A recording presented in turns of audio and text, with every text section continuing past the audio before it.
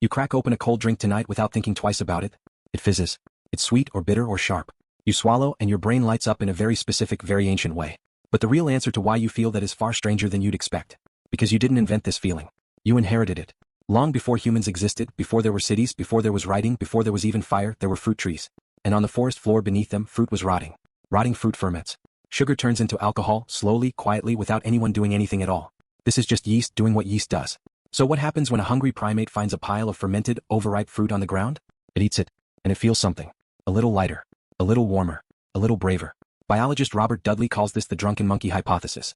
His idea is simple and a little uncomfortable. He argues that our attraction to alcohol isn't a modern flaw or a moral failing. It's a leftover instinct tens of millions of years old, from ancestors who used the smell of alcohol as a signal. A signal for what? For ripe, calorie-rich fruit sitting right there ready to eat. Alcohol in nature means food. Ethanol drifting through the air was a shortcut.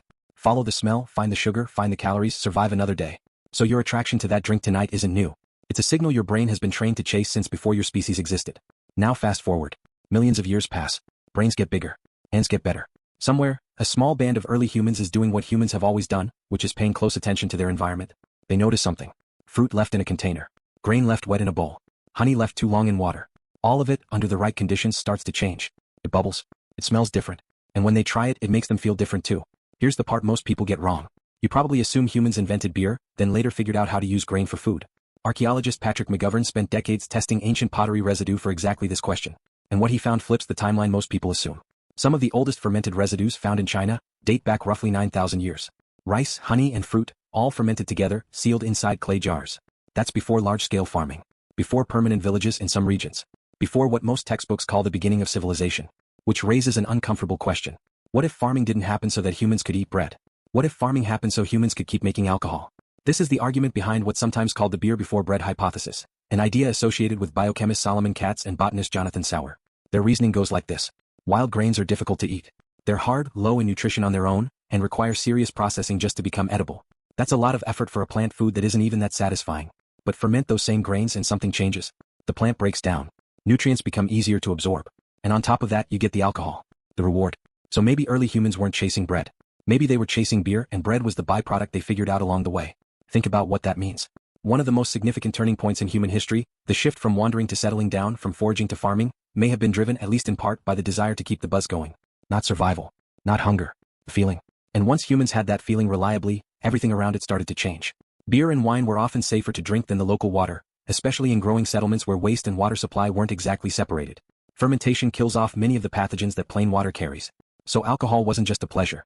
In many early societies, it was survival infrastructure. A daily source of calories, hydration, and mild relief from a hard existence. But there's a piece of this that's stranger than survival or nutrition. It's about the group.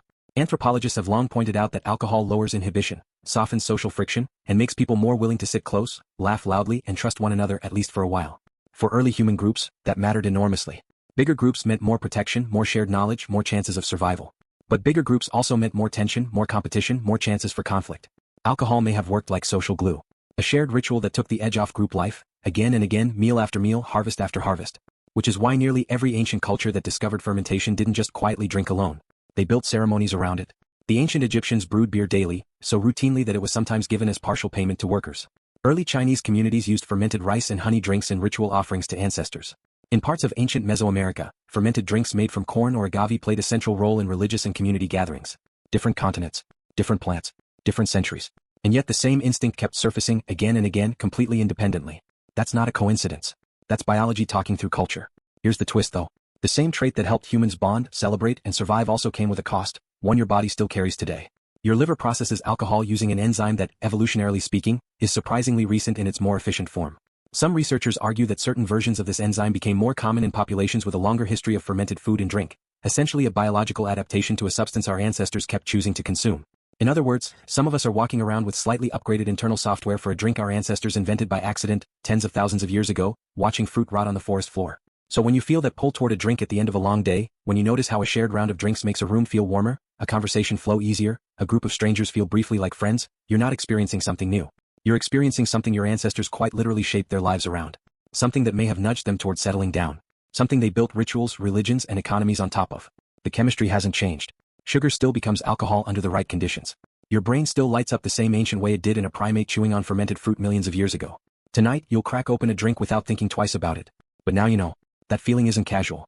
It's ancient. And it might be one of the quiet reasons civilization looks the way it does today.